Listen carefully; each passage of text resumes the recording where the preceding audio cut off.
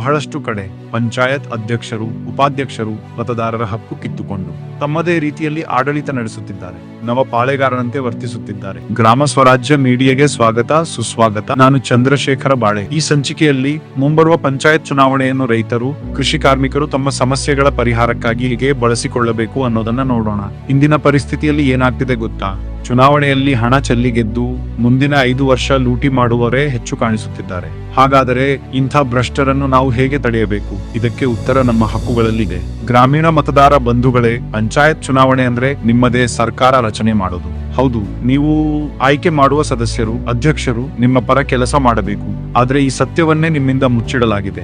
ದೇಶದಲ್ಲಿ ಹೇಗೆ ಸಂಸತ್ ಸದಸ್ಯರನ್ನು ಆಯ್ಕೆ ಮಾಡಿ ಕೇಂದ್ರ ಸರ್ಕಾರ ರಚಿಸುತ್ತೇವೋ ಹಾಗೆ MLAಗಳನ್ನು ಆಯ್ಕೆ ಮಾಡಿ ರಾಜ್ಯ ಸರ್ಕಾರ ರಚಿಸುತ್ತೇವೋ ಅದೇ ರೀತಿ ಗ್ರಾಮ ಮಟ್ಟದಲ್ಲಿ ನಿಮ್ಮ ಸಮಸ್ಯೆಗಳಿಗಾಗಿ ಪಂಚಾಯತ್ ಸರ್ಕಾರ ರಚನೆ ಮಾಡಲಾಗಿದೆ. ಯಾಕೆಂದರೆ 6 ಲಕ್ಷ ಹಳ್ಳಿಗಳ ಸಮಸ್ಯೆಗಳನ್ನು ಮೇಲ್ದರ್ಜೆಯ ಸರ್ಕಾರದಲ್ಲಿ ಚರ್ಚೆ ಮಾಡೋದು ಸಾಧ್ಯವೇ ಇಲ್ಲ. ಈಗ ಮುಖ್ಯ ವಿಷಯ, ನೀವು ಆಯ್ಕೆ ಮಾಡಿದ ಪಂಚಾಯತ್ ಸದಸ್ಯರಿಗೆ ಸ್ವತಃ ಹಣ ಖರ್ಚು ಮಾಡುವ ಅಧಿಕಾರವೇ ಇಲ್ಲ. ಅಂದರೆ ನಂಬುತ್ತೀರಾ? ನಿಜವಾದ ಅಧಿಕಾರ ಯಾರಿಗೆ ಗೊತ್ತಾ? ಮತದಾರರಾದ ನಿಮಗೆ. ಪಂಚಾಯತ್ ನಲ್ಲಿರುವ ಹಣ, ಸರ್ಕಾರದ ಯೋಜನೆಗಳು ಯಾರಿಗೆ ಕೊಡಬೇಕು, ಹೇಗೆ ಬಳಸಬೇಕು, ಈ ನಿರ್ಧಾರ ಮಾಡುವ ಹಕ್ಕು ನಿಮ್ಮದೇ. ಅದು ಹೇಗೆ ಸಾಧ್ಯ? ಇದಕ್ಕಾಗಿಯೇ ಇದೆ ಗ್ರಾಮ ಸಭೆ ಮತ್ತು ವಾರ್ಡ್ ಸಭೆ. ಪ್ರತಿ ಮತದಾರನು ಈ ಸಭೆಯಲ್ಲಿ ಭಾಗವಹಿಸಿ ತಮ್ಮ ಕುಟುಂಬದ ಎಲ್ಲಾ ಸಮಸ್ಯೆಗಳನ್ನು ದಾಖಲಿಸಬೇಕು. ಹಾಗಾದ್ರೆ ಪ್ರಕ್ರಿಯೆ ಏನು? ಮೊದಲು ವಾರ್ಡ್ ಸಭೆ. ಪ್ರತಿಯೊಬ್ಬ ಮತದಾರ ತನ್ನ ಸಮಸ್ಯೆ ಹೇಳಬೇಕು.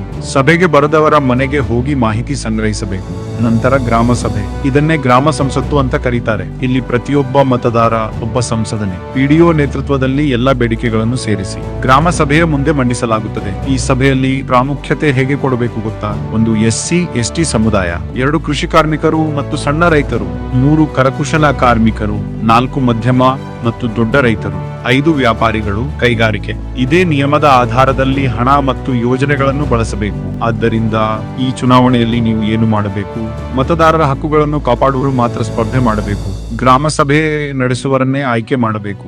ಭ್ರಷ್ಟರನ್ನು ನೇರವಾಗಿ ನಿರಾಕರಿಸಬೇಕು. ರೈತನಿಗೆ ನ್ಯಾಯ ಸಿಗಬೇಕು.